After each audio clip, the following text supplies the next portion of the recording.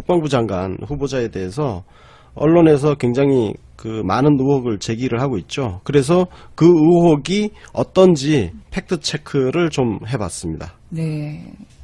기대해 보겠습니다. 그래서 우리 그 문제들이 되게 여러 가지가 지금 나오고 있는데 크게 보자면 일단은 뭐 딸 얘기가 좀 나오는 것 같고요. 그 다음에 뭐 그 참모총장으로 계실 때, 현직에 계실 때의 문제들, 그 다음에 퇴임 후의 문제들, 뭐 이런 것들 아주 그 별거 다 시시콜콜 나오고 있는데 그 중에서 이제 제가 좀 눈에 띄었던 기사들 위주로 좀 질문을 좀 해드리고 싶은데 그 TV조선이었죠. 최승현 기자라는 분이 단독을 붙여서 송영무 후보자 딸 국방부 산하 공기관 취업 특혜 의혹 이렇게 해서 이제 지난 한 일주일 됐죠. 6월 16일에 기사를 냈었는데 이것 때문에 또 한동안 조금 시끄러웠죠. 이게 지금 뭐 팩트체크 하셨다니까 어떤가요? 네, 이게 지금 보니까 2008년 정기 공개 채용을 했어요. 그 ADD라는 곳인데 여기가 국방과학연구소거든요. 근데 그 송영무 장관 후보자 딸이 그 여기에 가기 전에 삼성 SDI에서 근무를 했었어요. 삼성 SDI 근무를 하다가 여기 이제 그 이때 임신하고 뭐 육아 문제라든지 네. 이런 문제가 있어서 아무래도 조금 이제 출퇴근 문제 이런 것이 조금 좀 환경이 좀 더 나은 쪽으로 이직을 하려고 알아본 곳이 국방과학연구소입니다. 네. ADD. 그때 이때 그 딸이 취업할 당시에 모집 인원이 44명이었어요. 44명이었고 최종 선발한 인원이 49명을 선발했더라고요. 그러니까 공채예요. 49명이나 뽑은 공채였고 그 중에 한 명입니다. 네네. 예. 그러니까 막연하게 그냥 특혜라고 주장만 하고 있지 왜 특혜인지에 대해서는 아무런 근거가 지금 제시되지 않고 있는 상황입니다. 네네. 네. 그 어떤 기사 보니까 네. 뭐 무슨 가산점을 뭐 받았다는 등 뭐 이런 네, 얘기도 좀 맞습니다. 있던데. 가산점 받은 게 이제 특혜다 이렇게 얘기하는데 가산점을 받게 된 것은 이 당시에 송영무 장관 후보자가 국가유공자로 지정된 상태였어요. 왜 지정됐냐면은 이분이 그 서해안에서 벌어진 연평해전 있죠. 연평해전. 네. 연평해전 승전으로 인해서 훈장을 받았습니다. 그 훈장을 받으면서 국가유공자로 지정이 됐어요. 그래서 국가유공자의 딸이 자녀이기 때문에 가산점을 받았습니다. 그러니까 만점에 5%가 가산점이래요. 네. 그러면은 그 국방부 산하 공기관이니까 당연히 국가유공자에 대한 가산점이 있는 게 이상하지 않거든요. 그렇죠. 왜 그런 걸 가지고 뭐. 예. 네, 참 희한합니다. 어떻게 보셨나요? 마케팅은? 실제 그 관련된 기사들도 저도 한번 이렇게 지켜봤는데요. 그러니까 보면은 이제 뭐 그 국가유공자이기 때문에 가산점을 주는 것도 맞고, 그거는 어째 합법적인 절차니까 그걸 가지고 뭐 특혜다라고 얘기할 수는 없는 것 같고, 또 당시에 그 국방과학연구소가 그렇게 공채라면서 뽑을 때 군 가산점 그 유공자 가산점 때문에 이제 그 점수를 더 주기 때문에 그것 때문에 점수가 차이가 나는 사람을 추가로 또 뽑았더라고요. 그렇기 때문에 그분 그 후보자의 따님이 가산점을 받아서 다른 사람들이 불이익을 본 게 없어요. 그러네요. 예. 더 오버해서 뽑았으니까. 그 쿼터만큼 그 사람들이 피해가 가지 않도록 하기 위해서 추가로 더 뽑은 거거든요. 그러니까 그렇기 때문에 사실은 이 부분은 뭐 특혜라고 볼 수도 없고 규정을 안 지킨 거라고 볼 수도 없고 또 실질적으로 이런 행위에 의해서 피해 본 사람이 없다. 그러니까 아무도 이거는 문제 삼을 수 없는 부분인데 네. 단순히 이게 의혹만 갖고 의혹을 제기한 수준이다. 이렇게 봐야 되겠죠. 네. 그렇습니다. 따님 그 후보자 딸에 대해서는 또 어젠가요? 최근에 그 휴가 뭐 많이 받았네 뭐 이런 얘기도 좀 나오던데 기사 혹시 보셨나요? 네. 그 부분이 뭐 10년간 475일 휴가를 네네. 갔다. 10년간 475일 하니까 굉장히 많이 간 거잖아요.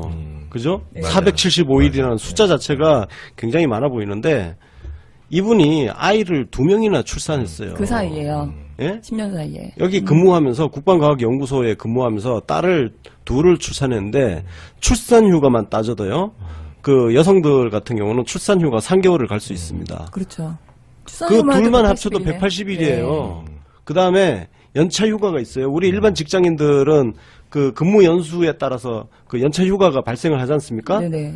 그 연차 휴가를 합쳐도 그것만 해도 200일이 넘어요. 10년이면. 두 개 합치면 400일이네요. 그래서 벌써 그 두 개 합치면 400일이잖아요. 네.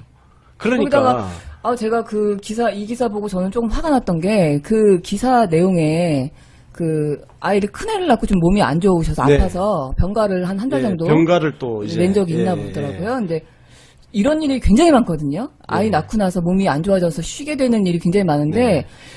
이거를 끄집어갖고 10년간 475일이라고 기사를 단독 붙여갖고 YTN에서 떡 내놨는데 아이를 낳는 직장을 다니는 엄마들을 다 같이 싸잡아서 쉬지 말라는 얘기처럼 느껴지거든요. 진짜 이거는 직장 다니시는 여성분들은 이 기사가 왜 쓰레기 완전 기사인지를 쓰레기입니다. 잘 아실 거예요. 네. 지금 산술적으로 계산을 해보면요. 이분이 그 출산휴가 두 명 낳았으니까 180일이죠. 그 다음에 연차휴가. 네. 연차휴가 정당하게 부여된 연차휴가 쓰는 게 정상이에요. 네네. 그걸 못 쓰게 하는 회사가 굉장히 문제 있는 거죠. 저도 언론사 다녔지만 언론사들은 그 연차 휴가를 다 못 씁니다. 이거 전부 노동법 위반이야. UBC도 그런가요? 전부 노동청에 다 고발해야 돼요. 고발해야 됩니다. 아마 이 기사 쓴 기자도 자기 연차휴가 다 못 썼을 거예요. 그러나 그게 비정상입니다. 연차휴가를 못 쓰는 회사가 잘못된 거고요. 그래서 화가 나셨나 이분이? 연차휴가를 정상적으로 써야 돼요. 그리고 이분과 그 따님이 그 병가를 아까 말씀하신 대로 아프셨다고. 병가가 59일이 있어요. 네네. 거기에 휴직도 중간에 31일이 있고요. 네. 예, 그리고 뭐 기타 이제 휴가 이것저것 내는 여름휴가도 연월차 있고. 휴가 네, 내잖아요. 네. 10년 동안. 네. 예, 10년 동안. 10년 합쳐서 동안. 31일. 그렇죠. 그럼 1년에 3일. 뭐 그런 거잖아요. 예.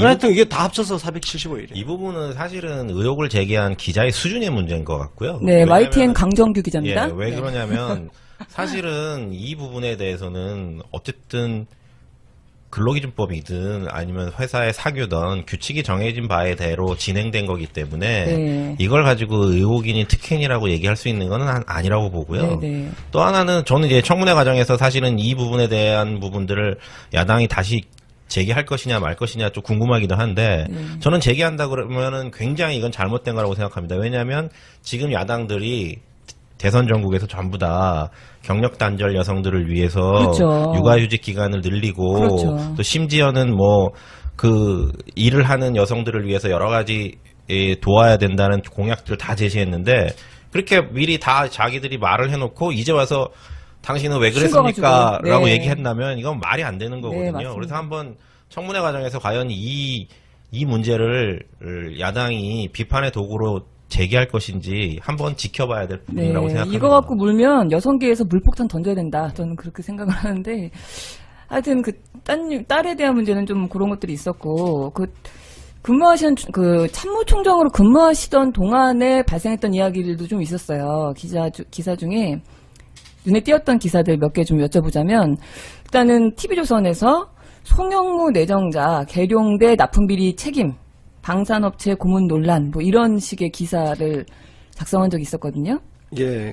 그 방산업체가 그 LIG 넥스원이라는 회사입니다. 그 LIG 넥스원이 그 방위산업 업체로 굉장히 큰 회사예요.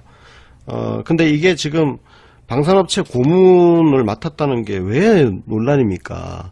예를 들어서 로키드 마틴이라든지 외국 방산업체가 국내에 무기 팔아먹는 거를 중간에서 중개를 하고 뭐 수수료 거마비 받고 그거는 진짜 로비스트고 진짜 문제가 있잖아요. 주로 그 군 출신들 비리가 터지면 그런 유형이거든요. 그렇죠. 근데 지금 송영무 장관 후보자 같은 경우는 LIG 넥스원이 그 잠수함을 인도네시아에 수출하는 과정에서 네. 수출하는 과정에서 도움을 준 역할을 했어요. 이거는 칭찬받아야 할 일이잖아요. 그렇죠. 우리나라 방산업체가 해외에다가 우리 무기를 판 거잖아요. 네.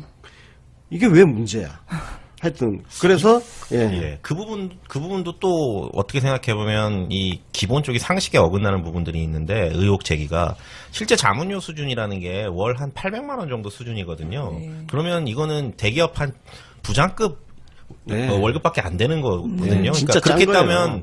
그렇게 따지면 해군 참모총장이라는 경력을 가진 사람이 자문을 했다라고 했다라면 이거는 어찌 보면은 약간 도와줬다라는 느낌을 주는 거지. 그 과정을 통해서 무슨 사리 사욕을 편취했다 뭐 이렇게 볼 수는 없는 건데. 네네. 예, 그렇기 때문에 그 언론에서 얘기하는 게 뭐냐면은 이제 800만 원만 가지고는 흠을 잡기가 어려우니까 그러니까 이게 비공식 고문이다라는 네. 뭐 이런 식의 또 의혹 제기도 있었던 것 같아요. 근데 사실 이것도 저는 굉장히 한심한 게 어찌 보면 회사라는 조직 입장에서는 네.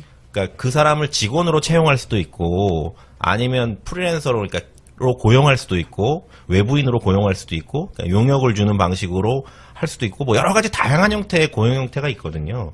이 부분은 실질적으로 뭐 근로소득이나 기타 소득이나 이런 식으로 정당하게 그 회사 돈이 보수로 지급이 됐냐 안 됐냐를 따져보는 게 중요한 거지. 회사에서 공식적으로 채용했냐 안 했냐 뭐 이 자체를 가지고 마치 무슨 음모론처럼 얘기하는 거는 어떻게 생각해보면 기자들이 우리 취재 못했어요라고 얘기하는 것밖에 안 되거든요. 그러니까 그런 좀 창피한 수준의 보도들은 좀 안 나왔으면 좋겠다는 생각이 듭니다. 맞습니다. 저도 뭐 기자로서 이건 거의 그냥 막 지르는 기사예요. 네, 맞습니다. 네. 그리고 그 조금 전에 그 우리 송 작가님이 네네. 그 말씀하신 그 계룡대 납품 비리 네네. 이게 이제 특히 이제 그 내부 고발자 그 피해자 모임과 관련돼 있는 김용수 소령, 예. 제가 그분 페이스북 팔로잉 해놓고 이렇게 보고 있는데 굉장히 의로운 분이시죠. 이제 그분이 이제 이 계룡대 납품 비리 관련해서 조금 주장하신 부분들이 있어요. 그래서 이제 송영무 장관 후보자가 그 납품 비리 사건을 이렇게 덮었던 거 아니냐 이런 의혹이 좀 있거든요, 일부분. 근데 이게 지금 그 김영수 소령이 제보한 이 납품 비리 사건이 송영무 장관이 해군 참모총장 취임하기 전에 발생한 사건이에요. 취임하기 전에 발생했고, 그리고 이 문제가 터진 계룡대 근무 지원단은 국방부 직할부대예요. 그러니까 해군 참모총장이 어떻게 할 수 없는 영역 관할 받기예요. 그러니까 해군 참모총장이 직접 수사 지휘를 할 수도 없는 상황이었고, 그래서 국방부 검찰단에서 수사를 진행했기 때문에 송영무 장관이 그때 이제 뒤늦게 사건 터진 이후에 해군 참모총장이 됐는데 그 사건에 대해서 직접 자기가 뭘 할 수 있는 것은 없었던 상황입니다. 대신 이제 국방부에서 해군으로 이렇게 지시한 사항들이 좀 있었대요. 그래서 거기에 대해서는 수사 관련해서요. 네, 그래서 거기에 대해서는 철저하게 수사를 하고 징계 절차를 진행을 했습니다.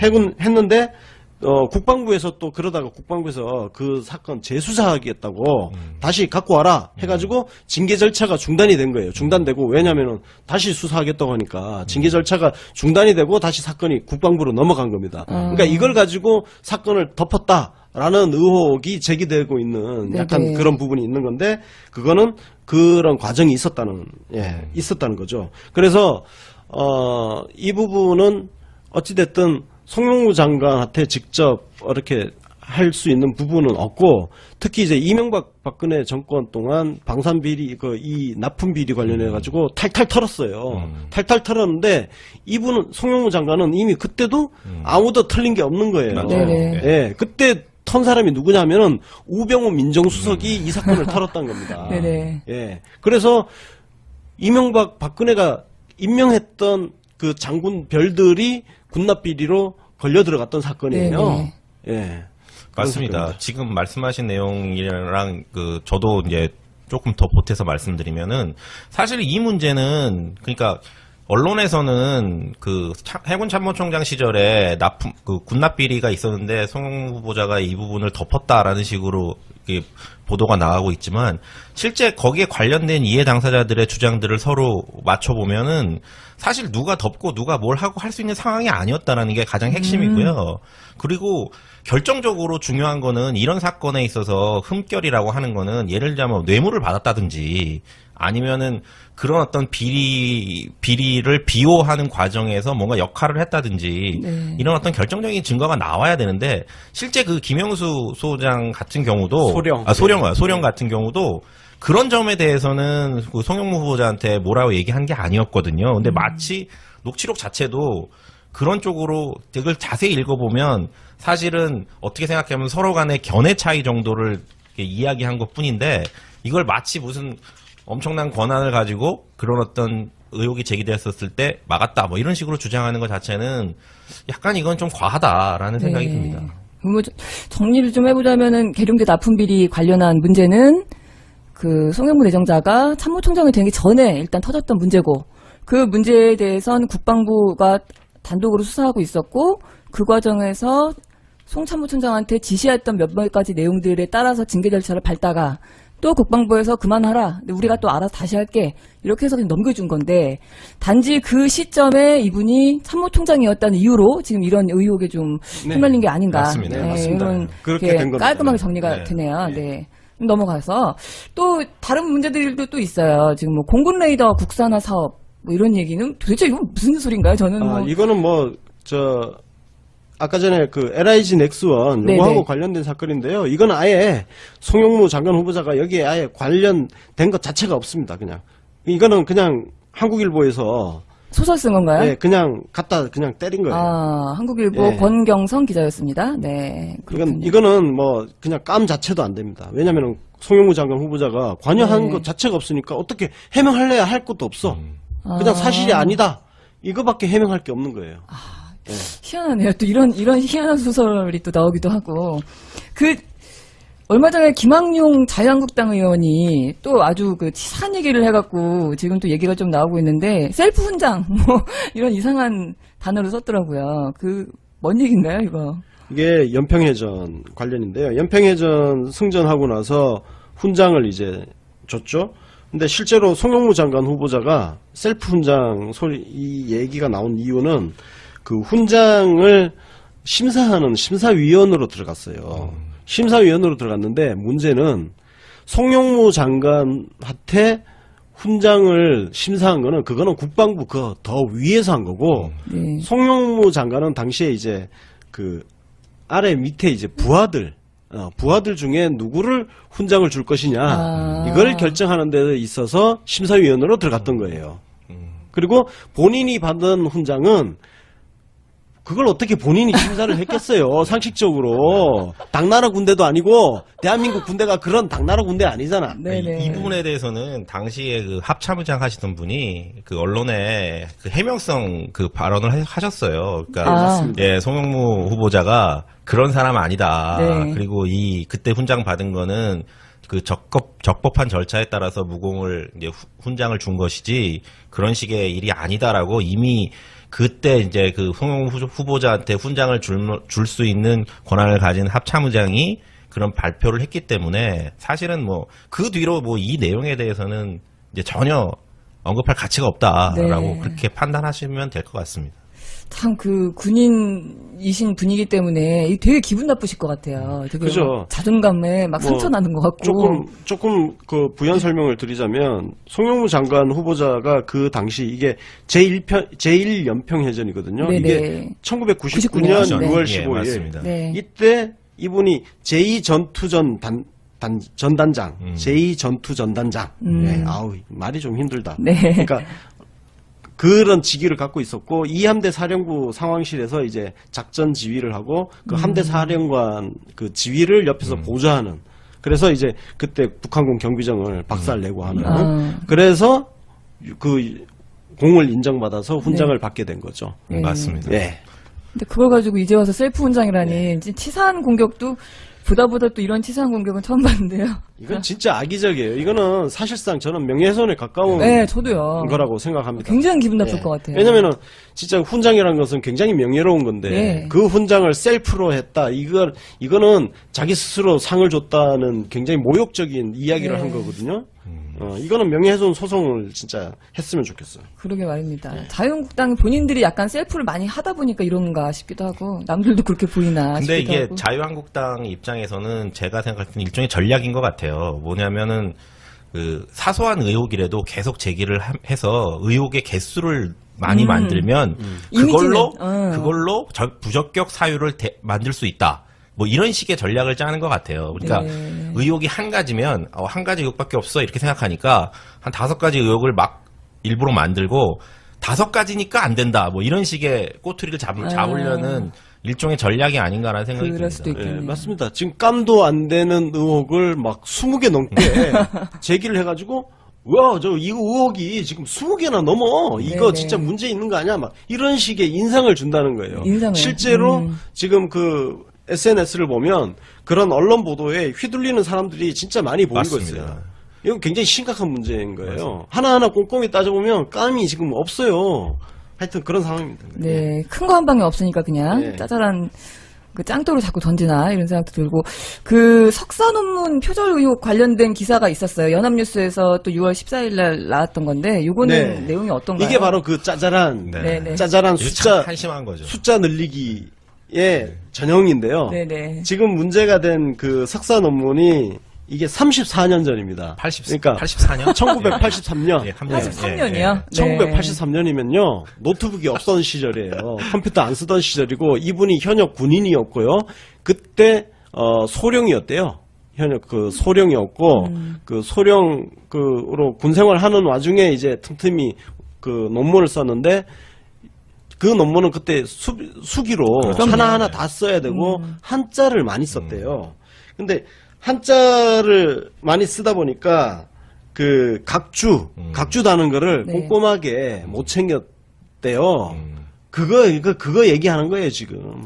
예. 이 부분에 대해서는 그 문제를 제기한 그 자유한국당 그 김학영 의원도 뭐라고 얘기했냐면 그 너무 오래된 일이라서 사실은 이 문제를 제기할 이유는 없지만 경각심을 준다는 차원에서 한번 던져봤습니다. 이런 식으로 얘기를 하더라고요. 그래서 이거는 정말 어떻게 생각해 보면 이런 식으로까지 꼭 지저분하게 해야 되냐라는 생각이 들 정도로 정말 어처구니가 없는 그런 일이라고 생각합니다. 지저분한 정도가 아니라 그냥 막 던지네요. 그냥 아무거나 일단. 근데 그 막 던지는 거를 저는 그냥 막 기사화하는 그렇죠. 진짜 예. 이게 진짜 문제라고 생각해요. 왜냐하면 막 던지면 어쨌든 기사에서 다 받아주니까. 그리고 그러니까 던지는 것 같아요. 그리고 그 기사에 또 낚인 사람이 있으니까 던지겠죠. 참 씁쓸합니다. 그 청와대에서 먼저 밝힌 내정자 발표하는 날 자기네들이 미리 먼저 밝힌 내용이 하나 있었어요. 송영무 후보자 관련해서 위장전입 문제였는데 네. 이 내용이 요즘 이제 위장전입 얘기가 사실은 우리 후보자들 처음부터 하도 많이 나와서 이제는 이게 그냥 길 가다 담배 폈다 이런 느낌으로 좀 너무 이제 얕게 보이거든요. 내용을 그래도 좀 봐야 되니까. 이게 89년도 일이에요. 무려 89년도. 89년도면요. 위장 전입 이게 문제라는 것 자체로 개념이 없었죠. 예, 네. 그런 개념이 없었고 그 위장 전입을 하게 된 사연을 보면요. 일단 이분이 군인이잖아요. 군인 같은 경우는 계속 이동을 해야 이동을 되죠. 하잖아. 네. 정근을 다녀요. 그렇죠. 그래서 군인 자녀들 보면 계속 학교 막 계속 전학 다녀요. 전학 네. 엄청나게 다니고. 네. 그 이분도 계속 이제 정근을 이렇게 다니니까. 근데 그때 이제 부친하고 장녀가 이제 암투병으로 그 고생을 하고 있었대요. 부친하고 장녀요? 예. 그러니까 장녀라면 그러니까 누님인가요? 따님. 부친의 예. 따님? 아니요, 본인. 송영무 장관 후보자의 딸. 예. 그러면 이번에 지금 문제가 된 그 딸인가요? 아, 그거는 제가 확인을 못 해봤습니다. 아. 예. 근데 하여튼, 예, 그거는 확인 못 해봤는데. 만약에 그런 거라면 동일인인지. 그런 거라면 되게 화나는데요. 아니 그러면은 그 아픈 사람이 지금 10년 동안 470일 썼다고. 이건 제가 추가로 한번 확인해 보겠습니다. 네, 후속 보도 기대합니다. 네. 그래서 그 이분 고향이 논산이에요. 충남 논산인데 그 부모님이 그때 이제 또 대전에 거주하고 계셨고. 학교도 대전에서 나오고 예, 맞습니다. 예. 그리고 대전에 이제 형님도 대전에 살고 계셨고 그래가지고 근데 이분은 막 서울, 인천, 동해 이제 해군 저 기지가 있는 쪽 따라서 이렇게 움직였단 말이에요. 그래가지고 그쪽 지역에 자기 고향 있는 쪽에 아파트를 이렇게 분양받으려고 형님 집으로 주소를 이전해 놓은 거예요. 아예 아파트를 붙박이로. 분양받으려고. 그래가지고 이 집 지금 뭐 이게 투기 어쩌고 막 위장 전입이 문제되는 게 투기잖아요. 이분이 18년 후에 집을 네. 팔았어요. 네. 그러니까 18년 후에 팔았는데 제가 확인한 바로는 시세 차익이 9천만 원인가 그래요.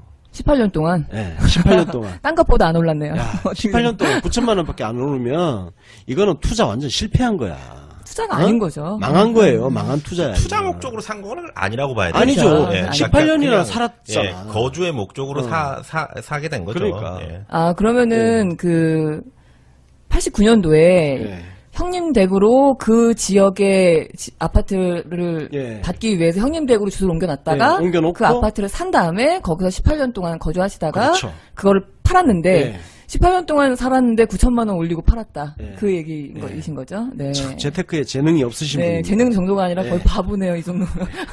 아니 그 군인들은 아까 뭐 우리 관 기자님 말씀하신 것처럼 군인들은 그 계속 주둔지로 옮겨 다니기 때문에 주민등록을 항상 한 군데다가 그 계속 이렇게 옮겨 다닐 때마다 고정시키기가 사실 어려운 어렵죠. 부분들이 좀 있고요. 네.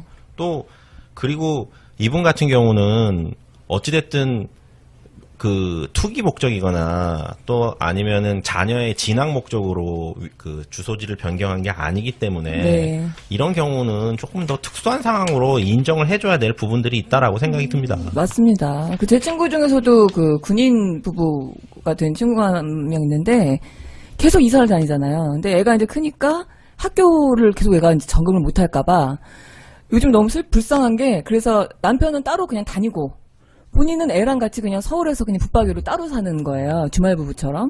근데 그런 그 군인 부부들이 상당히 많다는 얘기를 또 하더라고요. 그래서 그런 그 전체적인 맥락을 보고 이해를 해줘야 되는 상황인데다가 더더군다나 89년도면 사실 위장전입이라는 개념 자체가 거의 없던 상황이기 때문에 이게 크게 문제가 되는 건 아닌 것 같습니다. 뭐 우리 예전에 그 뭐 강경화 후보도 장관도 마찬가지지만 다 결국은 이제 이런 식인데 이것도 역시 그냥 손에 일단은 이게 뭐든지 마치 개수함하듯이 아무거나 손에 쥐이는 건 던지고 보는 막 던지는 그런 느낌이 좀 크네요.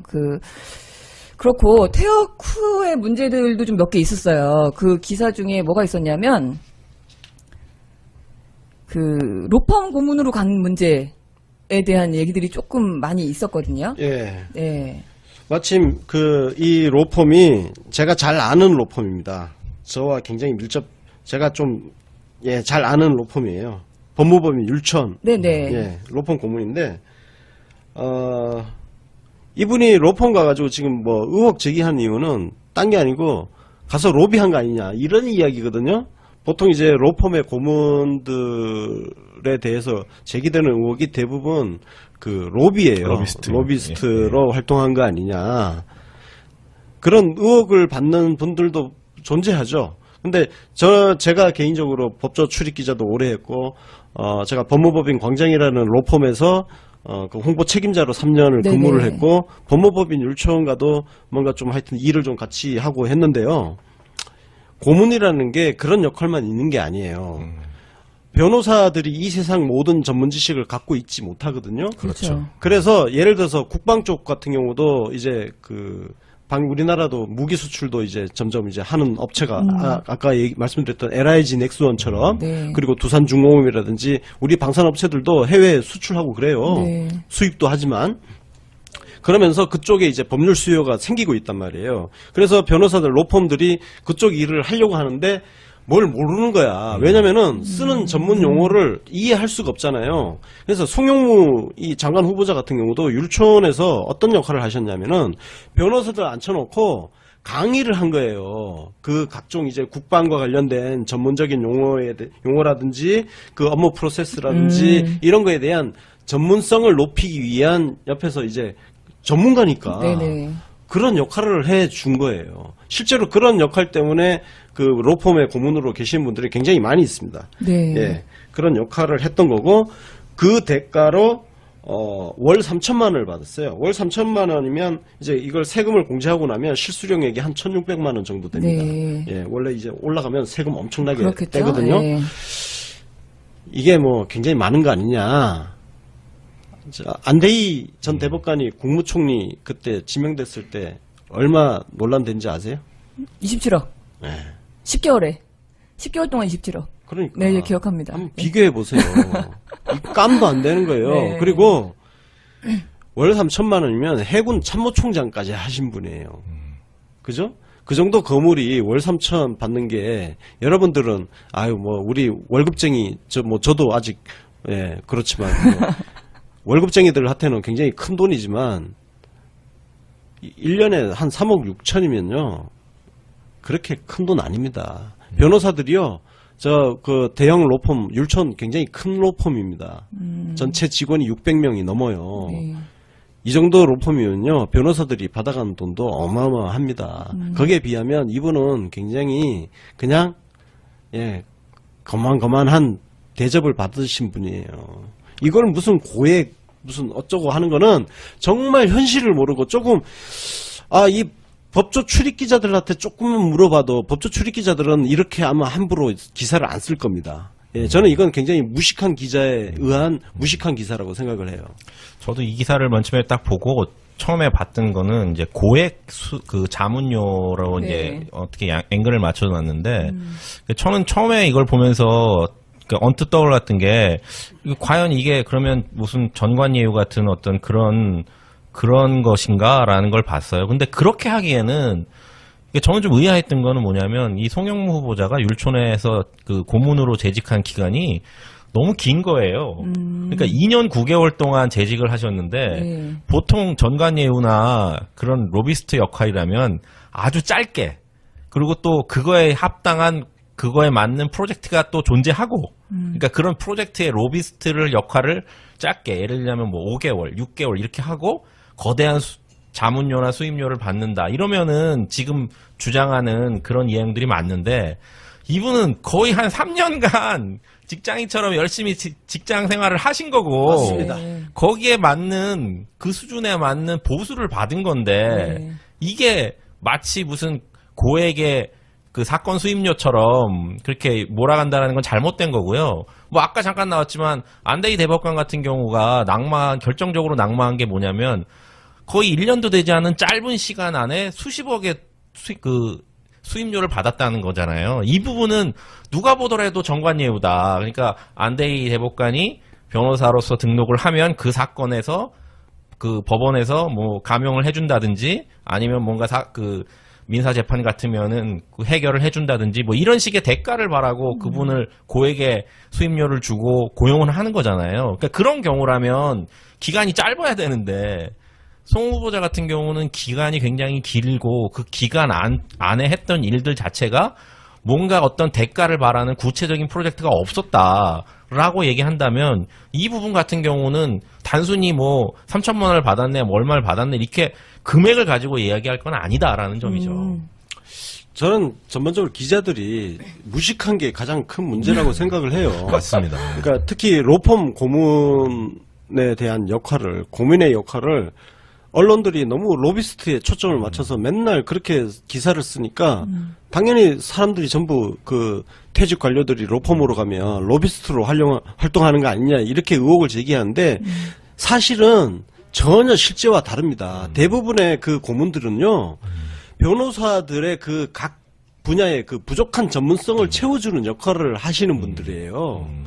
이거는 그 언론이 만들어 놓은 어떤 우리 사회적 편견 때문에 이 기사가 자꾸 이제 이런 식으로 기사가 나오는 건데 알면서도 일부러 쓰는 그렇죠. 네. 부분도 분명히 있어요. 저는 이 부분은 언론사들이 진짜 악의적이라고 생각을 해요. 이런 부분은 적어도 조금 아는 데스크들이라면 기사를 정말 걸러내야 된다고 생각을 합니다. 아니 만일 이런 게 문제가 된다면 과거에 이명박 대통령 그 대기업 회장할 때 수십억 연봉 받았는데 그런 거는 왜 문제 안 삼고 또 박근혜 대통령 영남대 이사장하면서 또 수억의 연봉을 받았는데 그런 거는 또 왜 이야기를 안 하냐 이거죠. 그런 이야기들을 안 하면서 이 로펌에서 거대한 이 자문료를 받은 것이 아니냐라고 그냥 아무런 내용 파악 없이 그렇게 막 지르고 보는 거는 이거는 뭐 어떻게 생각해보면 의도적이거나 아니면 진짜 아까 그 권 기자님 말씀하신 것처럼 무식하거나 이 둘 중에 하나라고 생각이 듭니다. 네. 의도적인 거라면 그 뭔가 그 자극적인 기사 클릭수를 유도하기 위함일까요? 왜 이러는 걸까요? 아니 근데 지금 이거 기사를 지금 아까 소개한 거 보면 한국일보 권경성 기자라는 분이 계속 이거 가지고 뭔가를 막 단독 해가지고 단독 쭉 쓰는데 붙었어요. 네. 이거 진짜 무식한 기사예요. 여긴 단독 붙이기 창피한 기사야. 그렇죠. 어? 이거 이분이 공부 좀 하고 기사를 써야지. 그 한국일보 권경성 기자라는 분이 아마 그 송영무 후보자 지금 담당인 것 같은데요. 한국일보에서 그 지금 같은 내용으로 또 고액자문 송영무 계약서도 안 썼다. 이거를 이제 6월 같은 23일 내용이에요. 오늘 예. 날짜로. 근데 그게 뭐냐면 자문으로 활동을 하면서 그 계약을 3년 동안 이제 근무하신 거에 대한 계약서가 없다. 근로계약서가 없다. 이제 그걸 가지고 유령이냐 뭐 이런 얘기를 하는데 그럼 그 부분에 대해서는 좀 더 정밀한 취재가 필요한 거지, 단순히 계약서가 없다라는 거는 그 해당 회사에서 계약서를 보여주지 않은 걸 수도 있는 거고, 네. 아니면은 별도의 다른 형태의 고용 관계를 맺은 걸 수도 있는 거고, 굉장히 다양한 형태가 있는 건데, 네네. 이거를 제가 만약 기자라면 그 근거를 가지고 네. 그 뭔가 좀 더 후속 취재를 해봤을 텐데, 그냥 계약서 안 보여줘? 아, 그러면 단독. 그러면 무계약인가 보다. 뭐 이런 식으로 기사를 쓴다면 그거는 기사가 아니라 그냥 추측인데, 그거는 좀 아니라고 생각이 듭니다. 그러니까 이거는 진짜 내 눈에 안 보이면 네. 존재하지 않는 것으로. 그죠? 그런 거야. 아니, 이런 세상에 그런 게 어디 있어. 내 눈에 안 보여도 존재하는 것은 존재합니다. 그렇죠. 단지 내 눈에 안 보일 뿐이야. 그 애기들이 숨으려고 눈만 가리잖아요. 네. 근데 그런 느낌이네요. 그런 거죠.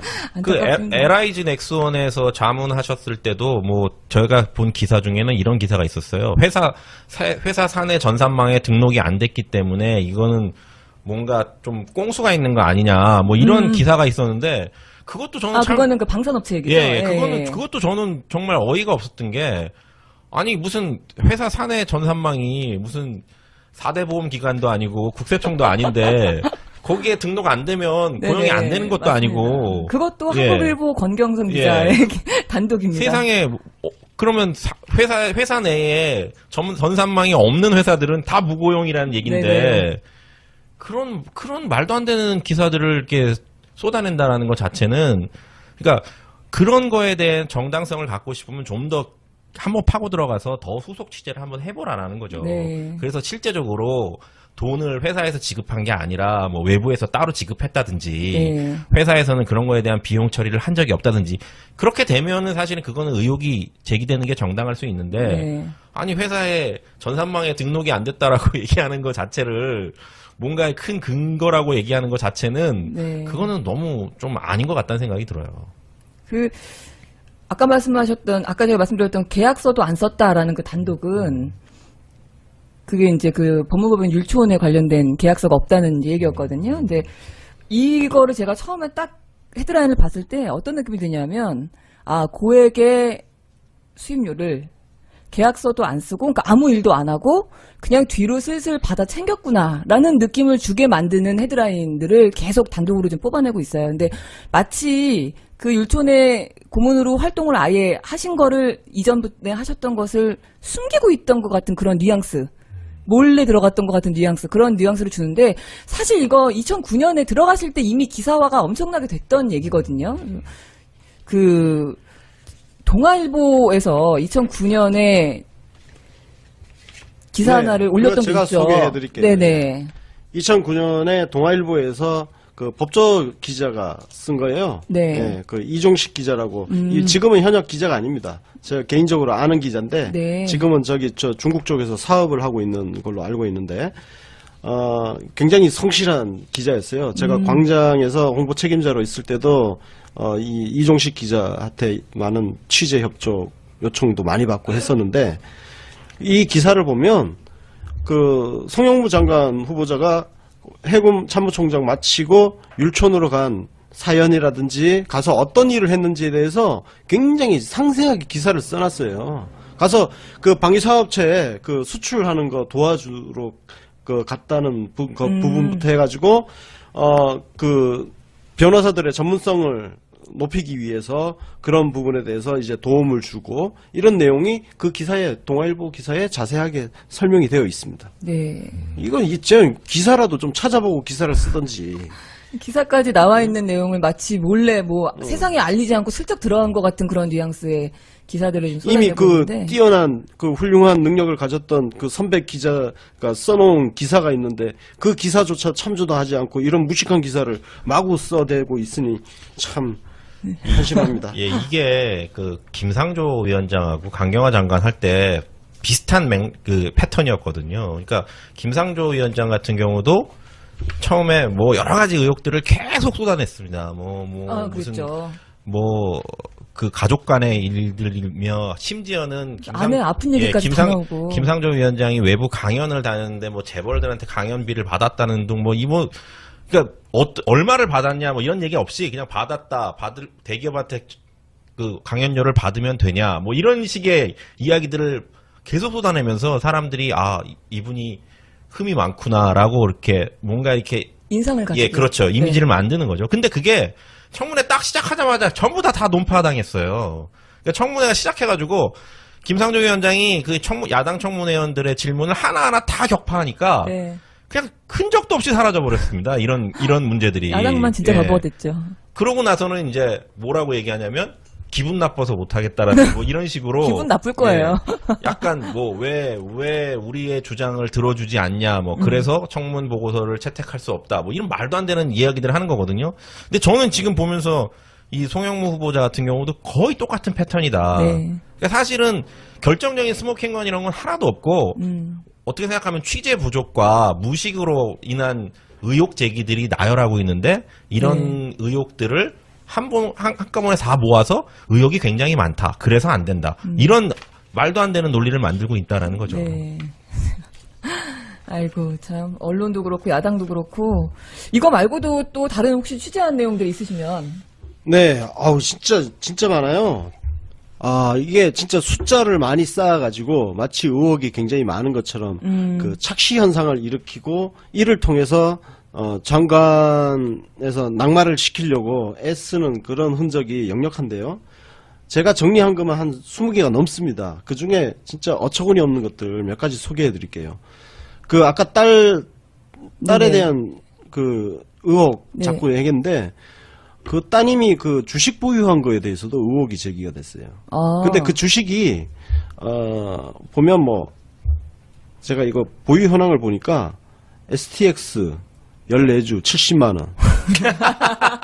삼성중공업 40주 106만 원. 삼성테크인 91주 383만 원. 총 합계 559만 원. 이거 2007년 당시에. 근데 언론에는 그러니까 그 송 후보자의 자녀가 방산업체 주식을 갖고 있다 이렇게 나가죠. 이건 진짜 미친 거예요. 그러면 예를 들어서 삼성그룹에 다니는 임직원들은 자기네 회사 주식 보유하고 있으면은 그 전부 내부자 거래 특혜겠네. 그러네요. 네. 지금 그런 논리잖아요. 이런 무식한 기사가 어딨어. 이거는 진짜 이 정치부 기자들이 문제인 게 뭐냐면 봐요. 지금 조금 전에 법조와 관련된 기사 법조에 대해서 깡통이야. 그러면 최소한 법조 기자한테 좀 물어보고 쓰면 그렇게 무식한 기사 안 썼을 거예요. 그리고 이 주식 문제도 마찬가지예요. 이거를 증권부 출입 기자한테 조금만 물어봤으면 이렇게 무식한 기사 안 쓴다고요. 예? 왜냐면은 증권부 기자한테 이거 말하면 야 그게 뭐 문제야? 바로 이런 대답을 받았을 거예요. 어떻게 생각하면 일반 상식인데요. 상식이죠. 왜냐면 예. 그러니까 저는 정말 어처구니 없는 게 이런 문제를 특히 그 후보자의 따님 문제를 제기하는 거를 가지고 저는 어떻게 생각하냐면 아니 그러면은 그 송 후보자 따님이 우리 아버지가 나중에 장관 될지 모르니까 나 휴가도 가면 안 되고 그러고 나 주식도 사면 안 되고 난 이렇게 살아야지. 세상에 이렇게 사는 사람이 어디 있어요. 아니 설령 장관 될지 모르는 걸 알았다 치더라도 아파서 쉬고 애난이라고 쉬는 걸 어떻게 안 쉽니까? 애를 뭐 일하다가 의자에서 납니까? 그 말이 안 되는 얘기잖아요. 이런 부분에 대해서는 저는 기본적으로 상식적으로 따져보면 논리적으로 설명이 안 된다라고 하면 쓰지 말아야 되거든요. 그렇죠. 그러니까 난 이거 데스크들한테 진짜 문제가 있다고 봐요. 이거는 진짜 기사 꼭지수를 채우기 위한 기사를 위한 기사지 기사감이냐에 대한 판단 자체가 결여된 기사예요. 하여튼 이게 또 뭐 있냐면은 채널A에서 그 윈텍이라는 업체 사회이사를 맡았는데 여기가 이제 해군이나 뭐 이쪽 군부대 납품 실적이 뭐 좋아졌다 뭐 이런 의혹인데 이분이 윈텍 사회이사, 이게 윈텍이라는 회사가 대전에 있어요. 네. 근데 여기 무급으로 감사를 맡은 거예요. 무급. 그리고 출장을 한 3번 가셨대요. 예. 출장 한 3번 갔는데 그때 출장비 받은 게 그게 전부라는 거예요. 숙박비, 교통비, 뭐 식비 이런 거. 그러니까 대전으로 가셨다. 예, 대전에 이 회사가 대전에 있으니까 네. 이제 관련해서 그리고 국방부 장관 이제 후보자 지명 딱 받고 나서 지금 사임한 상태입니다. 네. 예, 사임한 상태이고 그리고 이분이 감사하는 동안에는 이 회사가 군부대에 납품한 실적 자체가 없습니다. 예. 그 기간 동안에요. 예, 예. 그 무급으로 사회이사 하시는 동안은 그나마 실적도 봉사하신 없고. 거네, 예, 봉사. 봉사한 거예요. 그렇죠. 그럼 뭐 가서 한 3번 가서 이제 뭐 강의하시고 이제 그렇게 하셨겠네요. 그리고 또 하나가 이제 천안함 북침 당시에 이분이 약간 이제 그 온건한 그 발언한 게 쉽게 해서 종북 좌파 색깔론 이제 몰리는 부분이 있어요. 빨간색이냐 이렇게. 예. 근데 그 발언 시점이 그 천안함이 깔아앉은 바로 그 다음 날이에요. 다음 날인데 역대 해군 참모총장들 모임이 있었대요. 네. 근데 이분이 참모총장 모임의 간사 역할이었대요. 근데 거기에서 이제 강경한 목소리 또 막 나오고, 자, 지금 이거 막, 그때는, 그 시점에서는 이게 침몰 원인이 뭔지에 대해서 그렇죠. 정확하게 밝혀지지 않은 상태인데, 네. 이거는 북한 짓이다 하면서 이거 규탄 성명 내야 된다. 이런 목소리도 있었는데, 송영무 장관 후보자가 그때 간사로서 우리가 지금 아직 확실하게 밝혀지지 않은 상태에서 우리가 선배들이 그런 강한 목소리를 내면 그걸 지금 조사를 하고 있는 후배들한테 부담으로 작용할 수 있다. 그러니 일단은 우리는 조금 여러 가지 가능성을 지켜보자. 열어두고 신중한 판단을 좀 할 필요가 있지 않냐? 뭐 이런 거 한 거예요. 너무 합리적이지 않나? 근데 그걸 가지고. 이걸 이제 빨갱이- 색깔론으로 네. 몰아가는 그런 기사도 있습니다. 재밌습니다. 이게 뭐 전 이해가 안 가는 게 그런 기사를 쓰면 어쨌든 자기 이름으로 달고 나가는 그러니까, 거기 때문에 창피하지 않나? 좀 창피할 것 같다는 저 생각도 같아도. 드는데. 예. 왜 그럴까? 그 반대도 있어요. 뭐냐면은 자랑스러워하나요?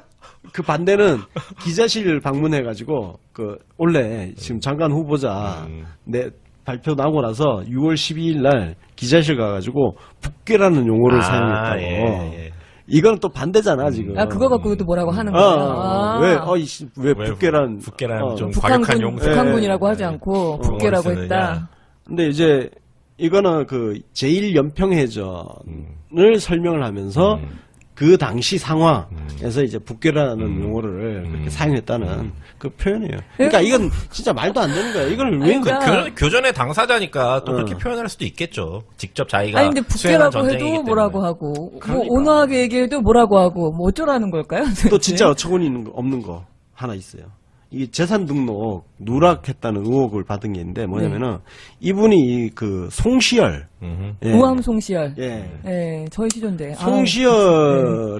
송시열 문중이에요. 네. 그 가문입니다. 네네. 그래서 그 송시열 선생 그 서예 작품을 보관을 하고 있었는데 예. 이거를 맞아요, 예. 그 재산 신고를 안 한 거야.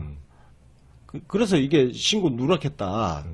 근데 이게 문중 재산이래요. 그렇죠. 그래서 잠시 그 문중 요청으로 잠시 보관을 하고 있었다는 거예요. 보관을 하고 있다가 2010년 그 전역 퇴역하신 이후에 네. 문중에 그 되돌려줬다는 거예요. 그러니까 내 재산이 아니니까 신고를 안 한 거야. 그거 문중 그 문중 재산을 내 재산으로 신고하면 신고했다가요? 그게 문제인 거지. 그 난리 나요. 그럼 문중이 문중에서 얼마나 진짜 무서운데. 파문당한다, 그럼요. 파문당해. 사람들이 그걸 모르네. 횡령이야, 횡령. 그 이제 손끝도 건드렸다가 난리가 나는데, 네. 거기다 세상에 송시열 작품이면 뭐, 참, 별 의혹이 다 있네요. 재밌네요, 정말. 의혹이 왜 재밌지? 또 재밌는 거 하나. 김영수 소령하고 통화한 것도 지금 문제가 되고 있어. 그러니까 왜 김영수 소령하고 왜 통화했냐? 무마하려고 하지 않았냐? 이거 뭐 무마하려고 네. 그런 거 아니냐? 이거 그냥 그 김영수 소령이 이제 뭔가 그걸 고리로 계룡대 그 비리 이게 뭐 마치 송영무 장관 후보자하고 연관성이 있는 것처럼 해자가 되고 있으니까 그래서 전화를 걸어서 지금 뭐 그 관련해서 문제 제기를 하고 있다는데 그 어떤 내용이냐, 무슨 뜻으로 하는 거냐 직접 확인한 거예요. 아니 당사자가 그거 확인도 못해? 맞습니다. 야, 그거는 사실은 녹취록들이 다 공개됐고요. 네. 그 아마 그 녹취록 공개된 거 보신 분들은 그건 너무나 당연한 대화라고 생각할 거예요. 거기에 무슨 뭐 내가 잘못한 걸 너가 감춰달라 뭐 이런 얘기를 한 것도 없고 있는 그대로 얘기해달라. 다만 내가 그 관련해서 뭐 누구한테 돈을 받거나 아니면 부당한 압력을 행한 거 없지 않냐. 그런 점에 대해서 당신이 나서서 얘기를 좀 해줘야 되는 거 아니냐.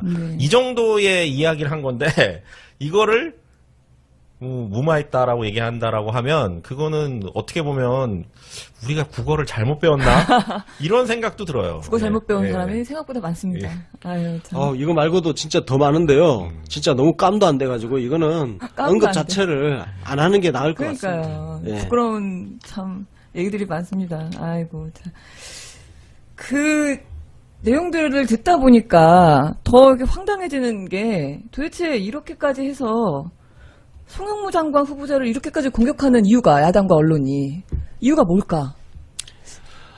이제 뭐 문재인 대통령의 국방개혁과 관련된 이야기인데요. 자유한국당은 전통적으로 육군사관학교 출신들, 그죠? 육군사관학교 육사 출신들, 그리고 지역적으로는 대구 경북 TK 이쪽이 주류 세력이잖아요. 그쪽이 이끌어왔고, 그리고 우리나라 국방부 같은 경우도 이명박근혜 집권 기간 동안 사실상 그 TK 출신들, 육사 출신들이 좌지우지 해왔습니다. 그리고 그 안에 뭐 이미 여러분들도 아시겠지만 하나회 척결 이후에 그 또 알자회? 사조직들, 네. 알자회라든지 독사파? 그 사조직들이 있었다는 이런 이야기가 있잖아요. 그러니까 송영무 장관 후보자 같은 경우는 해군 출신이잖아요. 그죠? 기존의 그 군사 기득권 카르텔과 전혀 무관한 분이죠.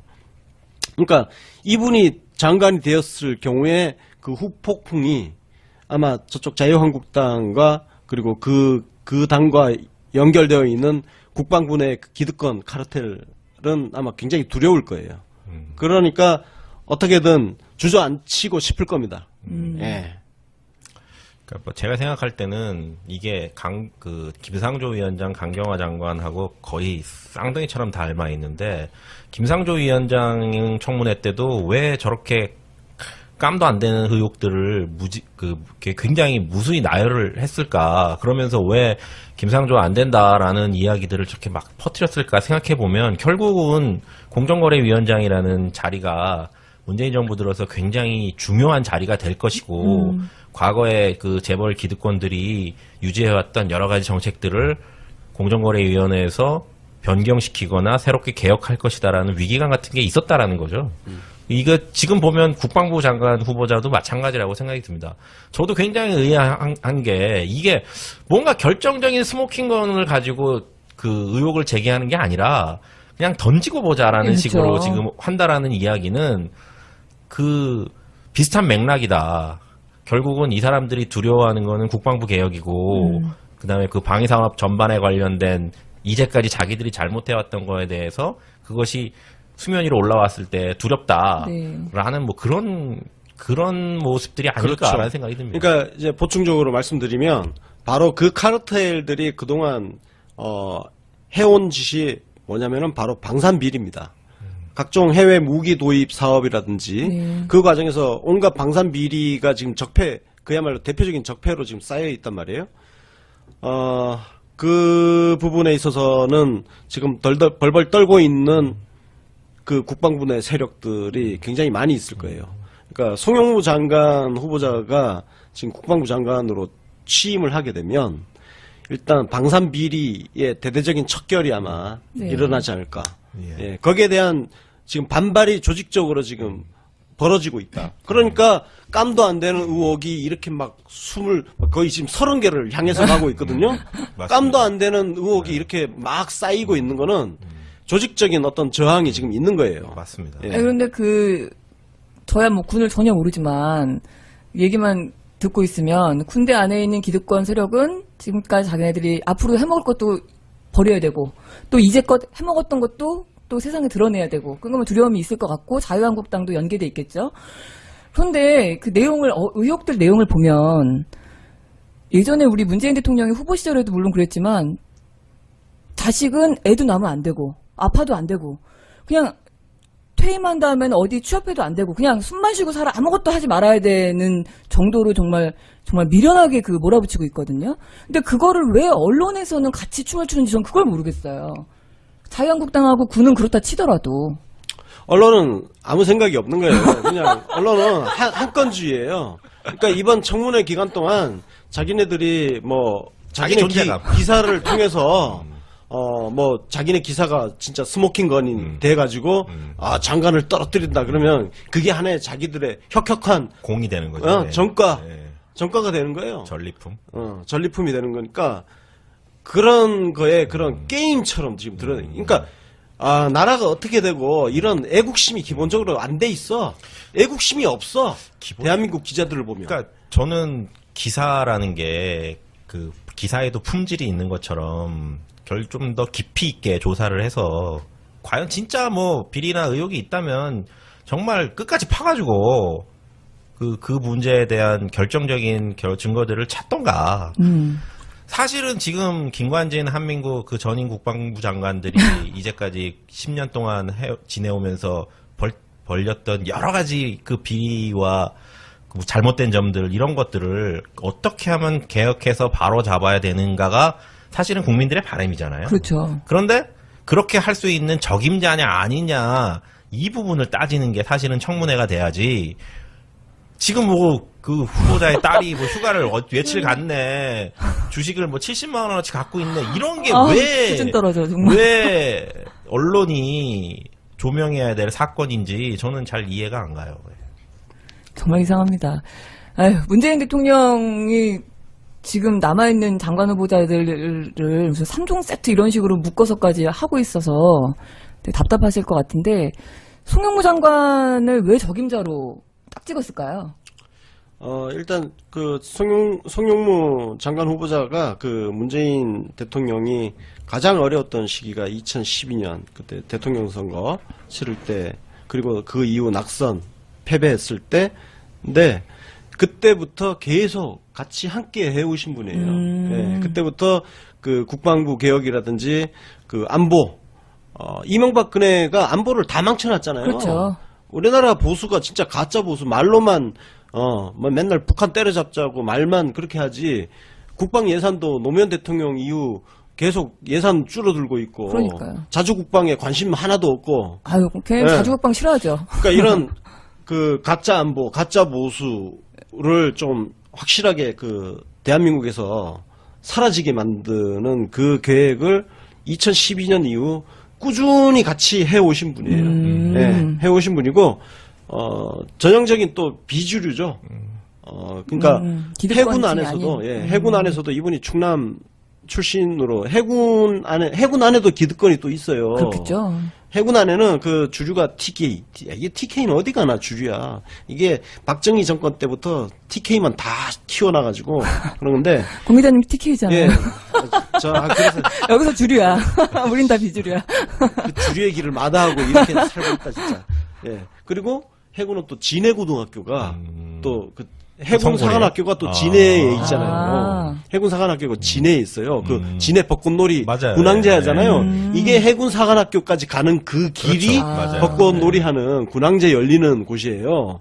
그러니까 진해고 출신들이 또 해군 사관학교를 많이 가니까 또 진해고등학교 출신이 그 해군 안에서는 좀 주류 세력이에요. 근데 하여튼 그런 것과 무관하게 이렇게 진짜 실력으로 이렇게 버텨오신 분이거든요. 그리고 참여정부 당시에 이미 국방개혁 플랜 작성하는 과정에 참여를 해오셨고, 그래서 문재인 대통령이 이제 추진하고자 하는 국방개혁을 가장 잘 이해하고 있고, 예, 그래서 가장 잘 그걸 추진할 수 있는 사람이다. 예, 그래서 적임자로 이분을 내세운 거죠. 저는 그 송영무 후보자의 말 중에 좀 마음에 와닿았던 게 뭐냐면, 이제 그 1차 연평해전 그 관련된 이야기를 하셨을 때, 그게 우리 군이 그 최근에 겪은 그 6.25 전쟁 이후에 최근에 겪은 최초의 승전 경험이다라는 거 이런 거 그 말이 저는 굉장히 의미 있었다고 생각이 들거든요. 멋있는데요. 왜냐하면 군인이 결국은 국가 안보를 책임지는 뭔가의 어떤 책임감을 가져야 되는데 그쵸. 이제까지는 실제적으로는 군이 전투에서 우리가 어떻게 승리하고 우리 국방력을 어떻게 키울 것이냐 이런 거에 고민하기보다는 어쨌든 뭔가의 정치에 더 기웃거리고 또 그 뭔가 그 우리가 자주국방을 해야 되는 부분들보다는 외세의 힘을 끌어들여서 그 안에서 우리가 어떻게 기생할 거냐 뭐 이런 식의 어떤 좀 치사한 생각들을 많이 해왔단 말이에요 군인들이. 그런 면에서 봤을 때는 아 이분이 정말 제대로 된 군인 정신을 갖고 계시는구나라는 생각이 있어서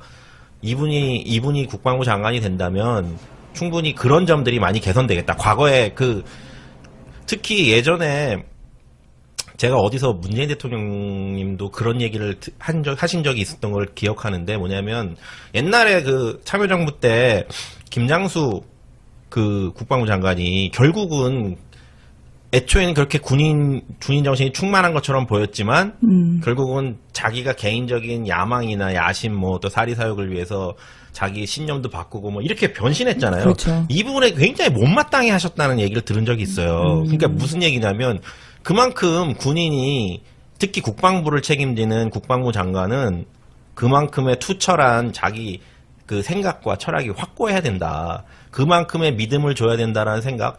그런 측면에서 그 송영무 후보자를 내정자로 선택하신 게 아니냐 이런 생각이 듭니다. 지금 말씀드리니까 우리가 6.25 이후에 처음 한 승전이다 이런 얘기 하셨다는 거 딱 들으니까 문재인 대통령이 기본적으로는 평화주의자, 전쟁을 반대하시는 분이지만 만에 하나 문제가 생긴다면 반드시 박멸하실 분이다 이런 느낌이 딱 들어서 아주 신뢰가 가네요. 그럼 만약에 전쟁을 하게 되면 박살을 내버려야지. 맞아요. 것 같아요. 저도 뭐 우스갯소리지만 이런 만일 예전에 우리 연평도 포격당했을 때 그때 이명박 대통령은 아무것도 못하고 그러니까 병신같이 다음날 포사격했거든요. 아무도 없는데 그날 저쪽에서 날라왔을 때 아무도 아니 다음날 날려야지. 응징한다 그러면 걔네들 다 피하지. 그걸 누가 거기서 맞고 있어요 포를?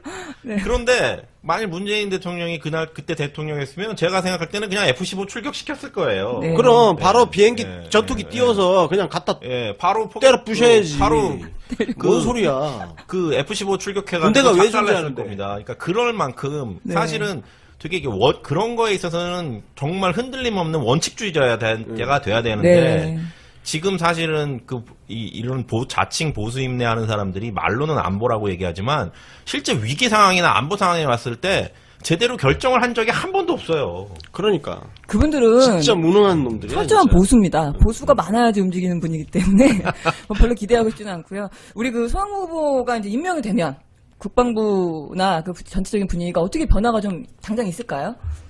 일단 지금 군대는 대한민국 남자라면 무조건 가야 하는 곳이지만 또 누구나 가기 싫은 곳이잖아요. 그러니까 병역 면제가 특혜처럼 이용이 되고 그렇죠. 무슨 금메달 따면은 병역 면제를 준다고. 부상으로 그럼 되게 안겨주고. 잘해. 그럼 아니, 게임 잘해. 아니, 국방의 의무가 신성한 의무라며 벌칙처럼 그 신성한 돼버렸죠. 의무를 왜 특혜를 줘가지고 면제를 시켜줘? 왜냐면은 군대를 다 가기 싫거든. 그러니까 지금 그 참여정부가 추진하다가 이명박근혜 9년 동안 멈춰버린 후퇴했던 그렇죠. 국방개혁의 핵심 과제는 가고 싶은 군대예요. 네. 청년들이 가고 싶은 군대 만드는 거. 그리고 부모들이 자식들을 군대 보내놓고도 안심할 수 있는 군대. 저는 이게 가장 중요하다고 생각합니다. 이거를 할 수 있는 뭐 지금 최적임자예요. 네. 예, 참여정부 때 이미 그런 국방개혁을 그런 방향으로 추진하셨던 분이기 때문에 네, 그렇습니다. 뭐 거듭 말씀드리지만 승전의 경험에 있는 장군을 국방개혁의 최일선에 세운다면 군인들 역시 존경심을 가질 거고 그렇죠. 그분이 가지고 있는 그 권위나 지시에 또 열심히 또 따를 것이고 그렇게 되면 자연스럽게 국방부에 이제까지 쌓아온 적폐들을 잘 청산할 수 있지 않을까. 뭐 그런 차원에서 보면 한번 그 국방부 장관의 자리를 맡길만 하다라고 저는 생각합니다. 네, 오늘 뭐 사실 의혹이라고 쭈르륵 늘어놓고 우리가 좀 얘기를 해봤지만, 뭐, 우리 권 기자님이 또 취재도 열심히 해오셨지만, 들으면 들을수록 이런 얘기를 우리가 참 의미 없는 얘기를 하고 있구나, 이런 생각이 들 정도로 참 허무한. 의혹진 않죠. 왜냐면 얘기는 재밌었습니다만, 의혹 자체는 참 허무한 의혹이다. 네. 뭐 하나 이렇게 좀 걸리는 것도 없는데, 이런 생각 드는데, 근데 지금 자유한국당의 발목 잡기는 사실상 대선 불복의 성격마저 보여주고 있는 것 같아서 좀 안타까운데요. 박근혜와 함께 역사에서 사라져야 할 적폐 세력인 자유한국당의 발목 잡기에 춤추고 있는 언론, 그 장단에 놀아나는 한 적폐 청산은 유언할 것입니다. 송영무 국방부 장관과 문재인 대통령이 함께 펼쳐갈 국방개혁이 80일이죠. 그 다음에 연차휴가. 네. 연차휴가 정당하게 부여된 연차휴가 쓰는 게 정상이에요. 네네. 그걸 못 쓰게 하는 회사가 굉장히 문제 있는 거죠. 저도 언론사 다녔지만 언론사들은 그 연차휴가를 다 못 씁니다. 이거 전부 노동법 위반이야. UBC도 그런가요? 전부 노동청에 다 고발해야 돼요. 고발해야 됩니다. 아마 이 기사 쓴 기자도 자기 연차휴가 다 못 썼을 거예요. 그러나 그게 비정상입니다. 연차휴가를 못 쓰는 회사가 잘못된 거고요. 그래서 화가 나셨나, 이분이? 연차휴가를 정상적으로 써야 돼요. 그리고 이분과 그 따님이 그 병가를 아까 말씀하신 대로 아프셨다고. 병가가 59일이 있어요. 네네. 거기에 휴직도 중간에 31일이 있고요. 네. 예, 그리고 뭐 기타 이제 휴가 이것저것 내는 여름휴가 연월차 있고, 휴가 네, 내잖아요. 네. 10년 동안. 네. 예, 10년 동안. 10년 합쳐서 동안. 31일. 그렇죠. 그럼 1년에 3일. 뭐 그런 거잖아요. 예.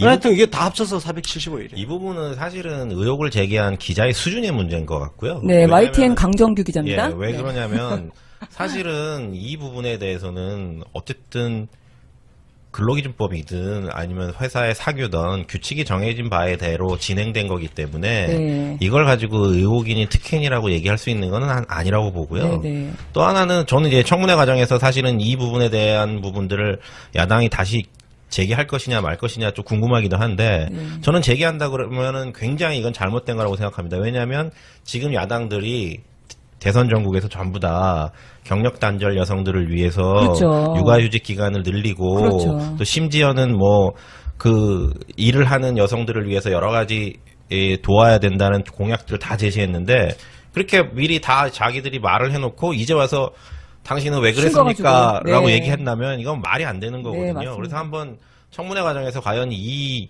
문제를 야당이 비판의 도구로 제기할 것인지 한번 지켜봐야 될 부분이라고 생각합니다. 이거 갖고 물면 여성계에서 물폭탄 던져야 된다. 저는 그렇게 생각을 하는데, 하여튼 그 딸에 대한 문제는 좀 그런 것들이 있었고, 근무하시는 그 참모총장으로 근무하시던 동안에 발생했던 이야기들도 좀 있었어요. 기사 중에 눈에 띄었던 기사들 몇 개 좀 여쭤보자면, 일단은 TV조선에서 송영무 내정자 계룡대 납품비리 책임 방산업체 고문 논란 뭐 이런 식의 기사를 작성한 적이 있었거든요. 예. 그 방산업체가 그 LIG 넥스원이라는 회사입니다. 그 LIG 넥스원이 그 방위산업 업체로 굉장히 큰 회사예요. 근데 이게 지금 방산업체 고문을 맡았다는 게 왜 논란입니까? 예를 들어서 로키드 마틴이라든지 외국 방산업체가 국내에 무기 팔아먹는 거를 중간에서 중개를 하고 뭐 수수료 거마비 받고 그거는 진짜 로비스트고 진짜 문제가 있잖아요. 주로 그 군 출신들 비리가 터지면 그런 유형이거든요. 그렇죠. 근데 지금 송영무 장관 후보자 같은 경우는 LIG 넥스원이 그 잠수함을 인도네시아에 수출하는 과정에서 네. 수출하는 과정에서 도움을 준 역할을 했어요. 이거는 칭찬받아야 할 일이잖아요. 그렇죠. 우리나라 방산업체가 해외에다가 우리 무기를 판 거잖아요. 네. 이게 왜 문제야? 하여튼 그래서 예, 그 부분도 또 어떻게 생각해 보면 이 기본적인 상식에 어긋나는 부분들이 있는데 의혹 제기가 실제 자문료 수준이라는 게 월 한 800만 원 정도 수준이거든요. 네. 그러면 이거는 대기업 한 부장급 네. 월급밖에 안 되는 거거든요. 네, 진짜 그렇게 짠 거예요. 따면 그렇게 따지면 해군 참모총장이라는 경력을 가진 사람이 자문을 했다라고 했다라면 이거는 어찌 보면은 약간 도와줬다라는 느낌을 주는 거지. 그 과정을 통해서 무슨 사리 사욕을 편취했다 뭐 이렇게 볼 수는 없는 건데. 네네. 예, 그렇기 때문에 그 언론에서 얘기하는 게 뭐냐면은 이제 800만 원만 가지고는 흠을 잡기가 어려우니까 그러니까 이게 비공식 고문이다라는 네. 뭐 이런 식의 또 의혹 제기도 있었던 것 같아요. 근데 사실 이것도 저는 굉장히 한심한 게 어찌 보면 회사라는 조직 입장에서는 네. 그러니까 그 사람을 직원으로 채용할 수도 있고 아니면 프리랜서로 그러니까 로 고용할 수도 있고 외부인으로 고용할 수도 있고 그러니까 용역을 주는 방식으로 할 수도 있고 뭐 여러 가지 다양한 형태의 고용 형태가 있거든요. 이 부분은 실질적으로 뭐 근로소득이나 기타 소득이나 이런 식으로 정당하게 그 회사 돈이 보수로 지급이 됐냐 안 됐냐를 따져보는 게 중요한 거지. 회사에서 공식적으로 채용했냐 안 했냐 뭐 이 자체를 가지고 마치 무슨 음모론처럼 얘기하는 거는 어떻게 생각해보면 기자들이 우리 취재 못했어요라고 얘기하는 것밖에 안 되거든요. 그러니까 그런 좀 창피한 수준의 보도들은 좀 안 나왔으면 좋겠다는 생각이 듭니다. 맞습니다. 저도 뭐 기자로서 이건 거의 그냥 막 지르는 기사예요. 네, 맞습니다. 네. 그리고 그 조금 전에 그 우리 송 작가님이 네네. 그 말씀하신 그 계룡대 납품 비리 네네. 이게 이제 특히 이제 그 내부 고발자 그 피해자 모임과 관련돼 있는 김용수 김용수 소령님, 소령, 예. 제가 그분 페이스북 팔로잉 해놓고 이렇게 보고 있는데 굉장히 의로운 분이시죠. 이제 그분이 이제 이 계룡대 납품 비리 관련해서 조금 주장하신 부분들이 있어요. 그래서 이제 송영무 장관 후보자가 그 납품 비리 사건을 이렇게 덮었던 거 아니냐 이런 의혹이 좀 있거든요, 일부분. 근데 이게 지금 그 김영수 소령이 제보한 이 납품 비리 사건이 송영무 장관이 해군 참모총장 취임하기 전에 발생한 사건이에요. 취임하기 전에 발생했고, 그리고 이 문제가 터진 계룡대 근무지원단은 국방부 직할부대예요. 그러니까 해군 참모총장이 어떻게 할 수 없는 영역 관할 받기예요. 그러니까 해군 참모총장이 직접 수사 지휘를 할 수도 없는 상황이었고, 그래서 국방부 검찰단에서 수사를 진행했기 때문에 송영무 장관이 그때 이제 뒤늦게 사건 터진 이후에 해군 참모총장이 됐는데 그 사건에 대해서 직접 자기가 뭘 할 수 있는 것은 없었던 상황입니다. 대신 이제 국방부에서 해군으로 이렇게 지시한 사항들이 좀 있었대요. 그래서 거기에 대해서는 수사 관련해서요. 네, 그래서 거기에 대해서는 철저하게 수사를 하고 징계 절차를 진행을 했습니다.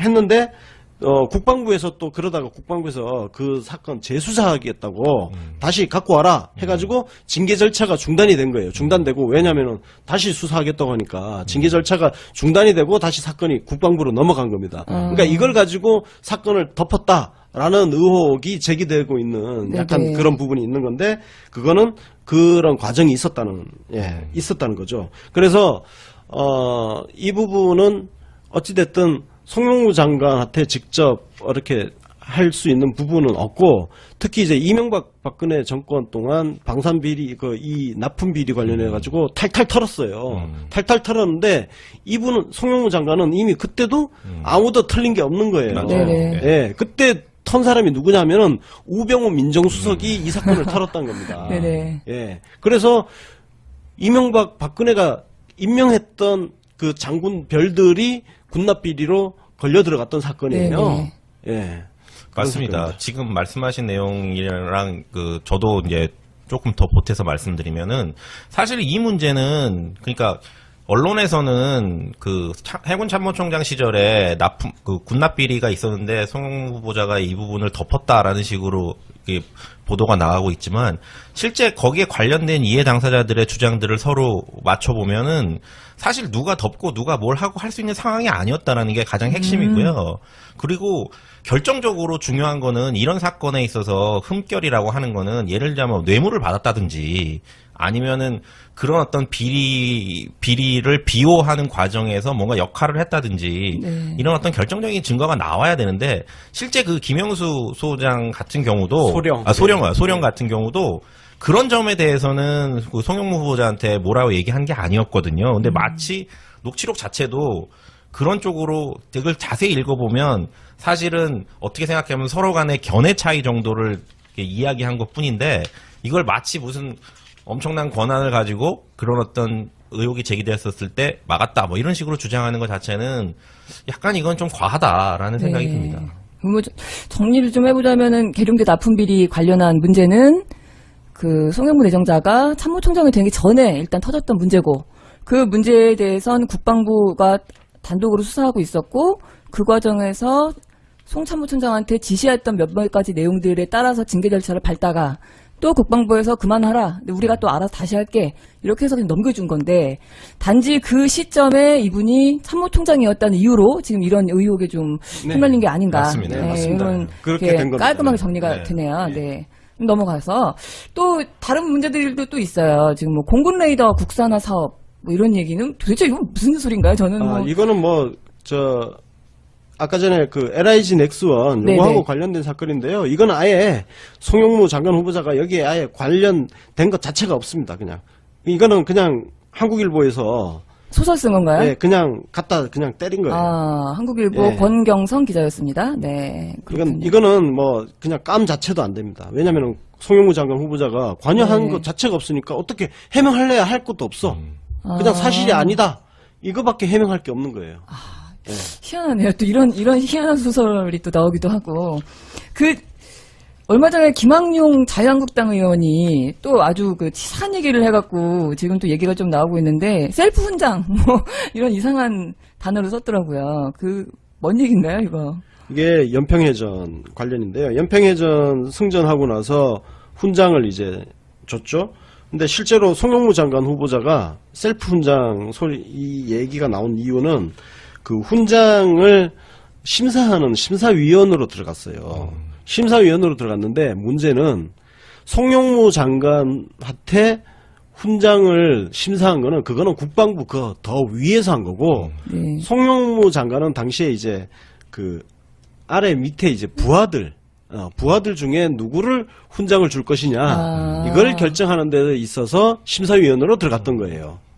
그리고 본인이 받은 훈장은 그걸 어떻게 본인이 심사를 했겠어요. 상식적으로. 당나라 군대도 아니고 대한민국 군대가 그런 당나라 군대 아니잖아. 네네. 이 부분에 대해서는 당시에 그 합참의장 하시던 분이 그 언론에 그 해명성 그 발언을 하셨어요. 그러니까 예, 송영무 후보자가 그런 사람 아니다. 네. 그리고 그때 훈장 받은 거는 그 적법한 절차에 따라서 무공을 이제 훈장을 준 것이지 그런 식의 일이 아니다라고 이미 그때 이제 그 송영무 후보자한테 훈장을 줄 수 있는 권한을 가진 합참의장이 그런 발표를 했기 때문에 사실은 뭐 맞습니다. 예. 그리고 대전에 이제 형님도 대전에 살고 계셨고 그래가지고 근데 이분은 막 서울, 인천, 동해 이제 해군 기지가 있는 쪽 따라서 이렇게 움직였단 말이에요. 그래가지고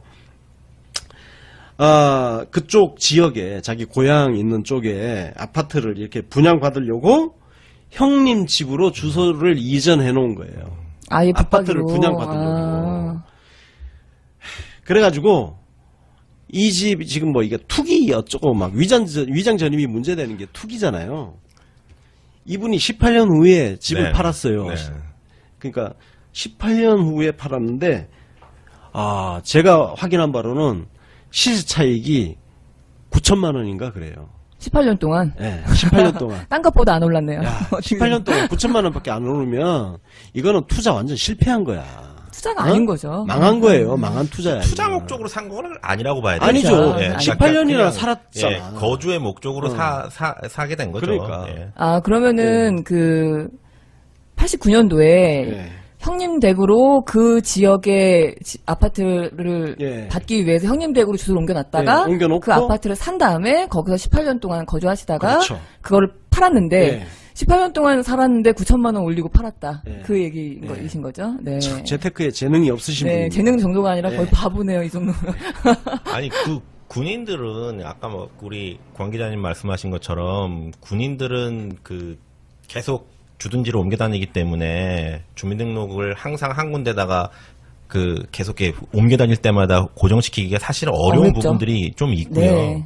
또 그리고 이분 같은 경우는 어찌됐든 그 투기 목적이거나 또 아니면은 자녀의 진학 목적으로 그 주소지를 변경한 게 아니기 때문에 네. 이런 경우는 조금 더 특수한 상황으로 인정을 해줘야 될 부분들이 있다라고 생각이 듭니다. 맞습니다. 제 친구 중에서도 그 군인 부부가 된 친구가 한 명 있는데 계속 이사를 다니잖아요. 근데 애가 이제 크니까 학교를 계속 애가 이제 적응을 못 할까봐 요즘 너무 불쌍한 게 그래서 남편은 따로 그냥 다니고 본인은 애랑 같이 그냥 서울에서 그냥 붙박이로 따로 사는 거예요. 주말 부부처럼.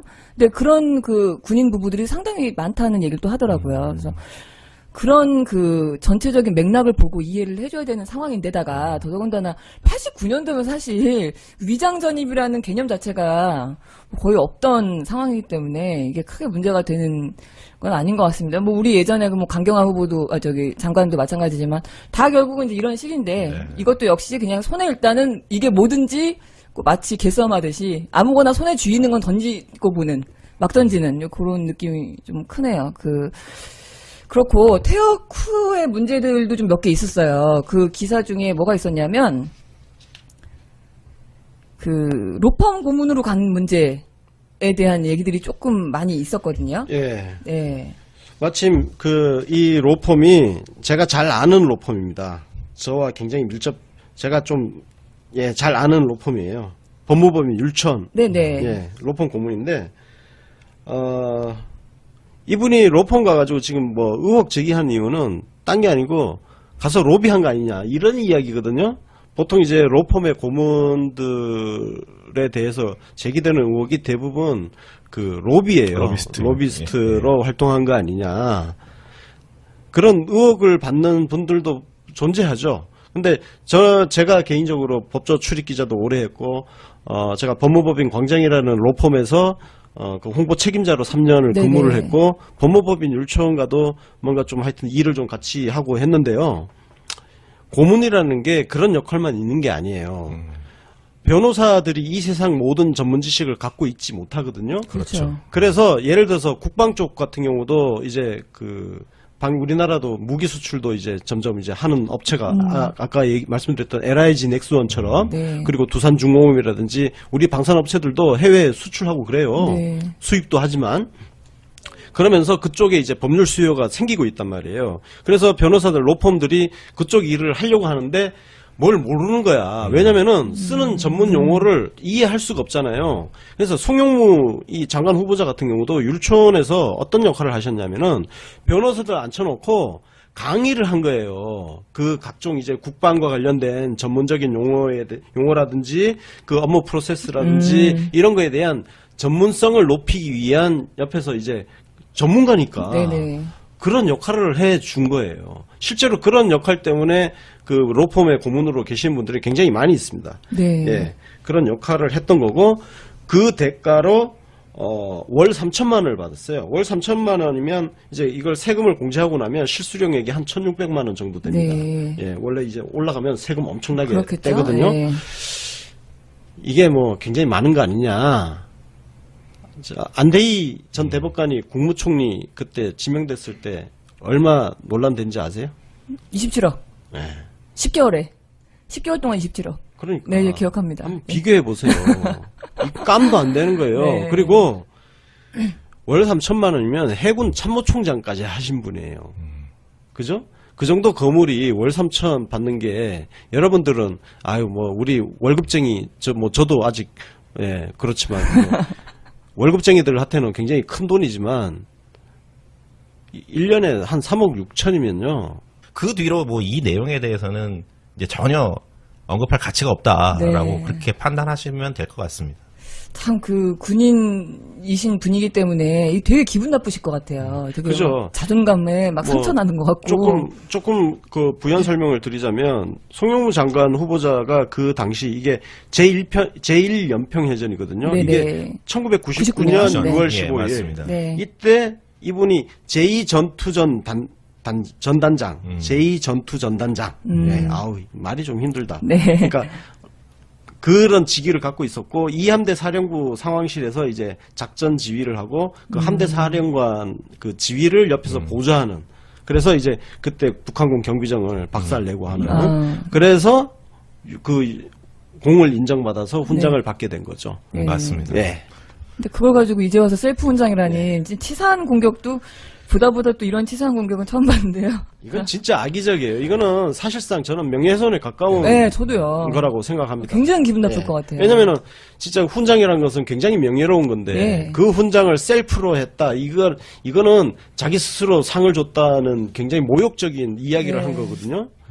이거는 명예훼손 소송을 진짜 했으면 좋겠어요. 그러게 말입니다. 자유한국당 본인들이 약간 셀프를 많이 하다 보니까 이런가 싶기도 하고 남들도 그렇게 보이나 근데 싶기도 이게 하고. 자유한국당 입장에서는 제가 생각할 때는 일종의 전략인 것 같아요. 뭐냐면은 그 사소한 의혹이라도 계속 제기를 해서 의혹의 개수를 많이 만들면 그걸로 부적격 사유를 만들 수 있다.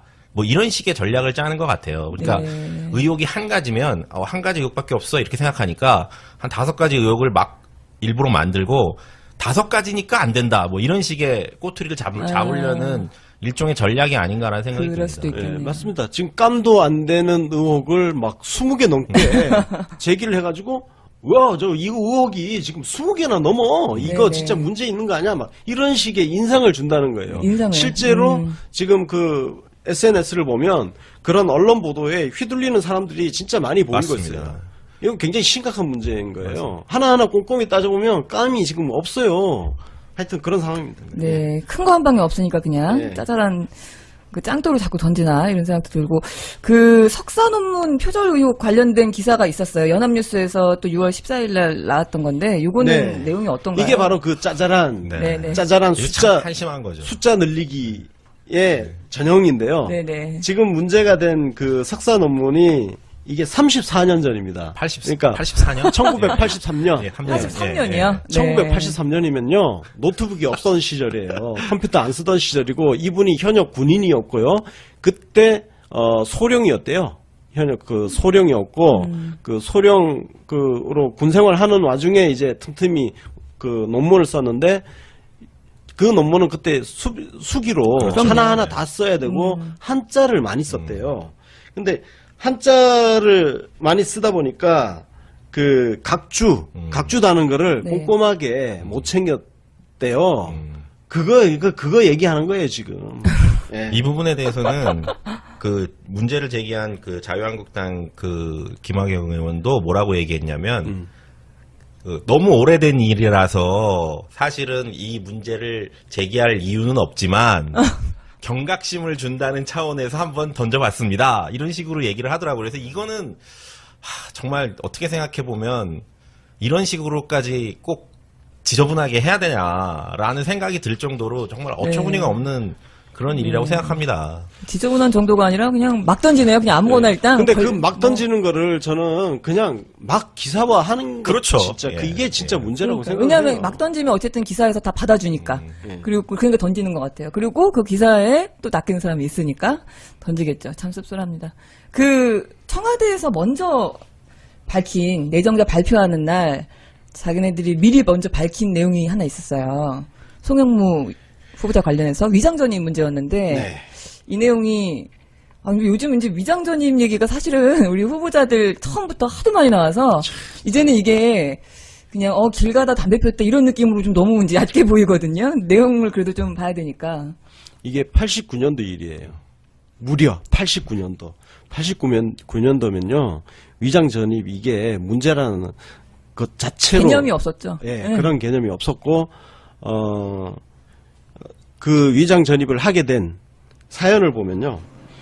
일단 이분이 군인이잖아요.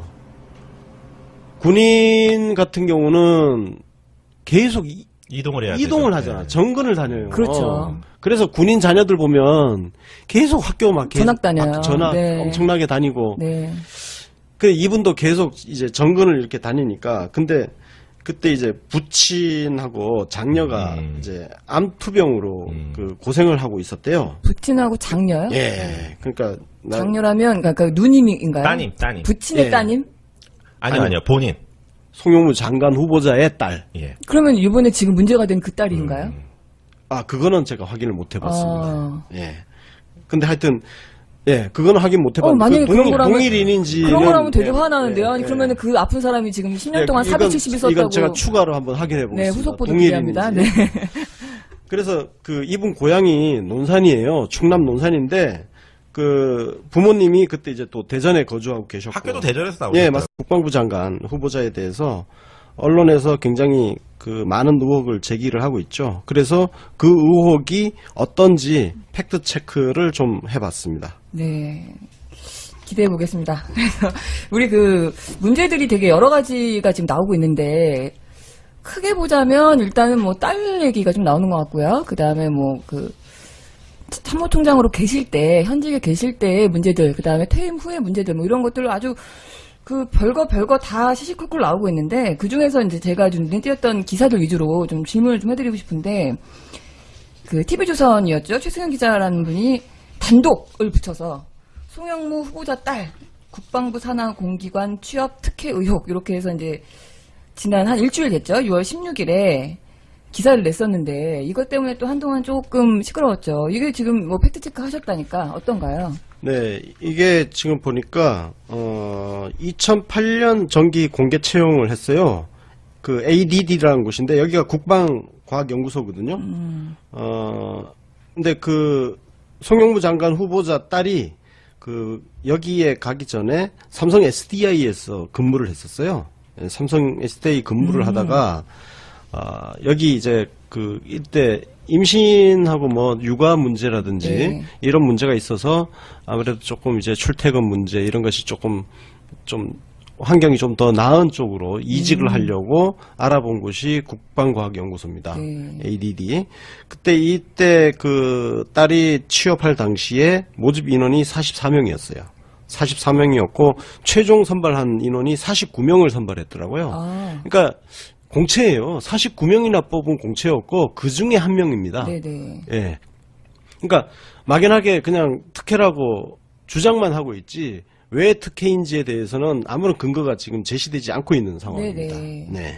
그 어떤 기사 보니까 네. 뭐 무슨 가산점을 뭐 받았다는 등 뭐 이런 네, 얘기도 좀 맞습니다. 있던데. 가산점 받은 게 이제 특혜다 이렇게 얘기하는데 가산점을 받게 된 것은 이 당시에 송영무 장관 후보자가 국가유공자로 지정된 상태였어요. 왜 지정됐냐면은 이분이 그 서해안에서 벌어진 연평해전 있죠. 연평해전. 네. 연평해전 승전으로 인해서 훈장을 받았습니다. 아, 그 훈장을 받으면서 국가유공자로 지정이 됐어요. 그래서 국가유공자의 딸이 자녀이기 때문에 가산점을 받았습니다. 그러니까 만점에 5%가 가산점이래요. 네. 그러면은 그 국방부 산하공기관이니까 당연히 국가유공자에 대한 가산점이 있는 게 이상하지 않거든요. 그렇죠. 왜 네. 그런 걸 가지고 뭐 예. 네, 참 희한합니다.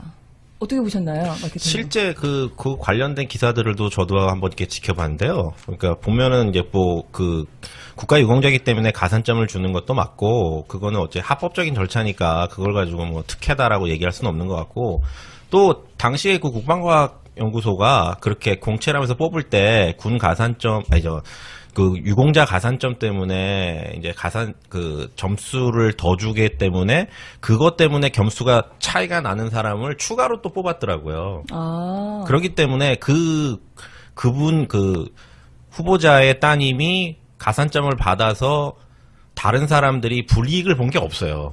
아 그러네요. 예. 더 오버해서 왜, 뽑았으니까. 예. 그 쿼터만큼 그 사람들이 피해가 가지 않도록 하기 위해서 추가로 더 뽑은 거거든요. 그러니까 그렇기 때문에 사실은 이 부분은 뭐 특혜라고 볼 수도 없고 규정을 안 지킨 거라고 볼 수도 없고 또 실질적으로 이런 행위에 의해서 피해 본 사람이 없다. 그러니까 아무도 이거는 문제 삼을 수 없는 부분인데 네. 단순히 이게 의혹만 갖고 의혹을 제기한 수준이다. 이렇게 봐야 되겠죠. 네. 네. 그렇습니다. 따님 그 후보자 딸에 대해서는 또 어젠가요? 최근에 그 휴가 뭐 많이 받았네 뭐 이런 얘기도 좀 나오던데 기사 혹시 보셨나요? 네. 그 부분이 뭐 10년간 475일 휴가를 네네. 갔다. 10년간 475일 하니까 굉장히 많이 간 거였잖아요.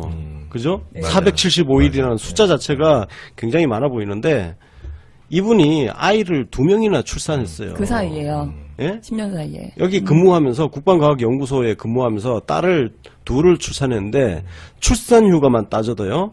그 여성들 같은 경우는 출산휴가 3개월을 갈 수 있습니다. 그렇죠. 그 둘만 합쳐도 180일이에요. 그 다음에 연차 휴가가 있어요. 우리 일반 직장인들은 그 근무 연수에 따라서 그 연차 휴가가 발생을 하지 않습니까? 네네. 그 연차 휴가를 합쳐도 그것만 해도 200일이 넘어요. 10년이면. 두 개 합치면 400일이네요. 그래서 벌써 그거 두 개 합치면 400일이잖아요. 네.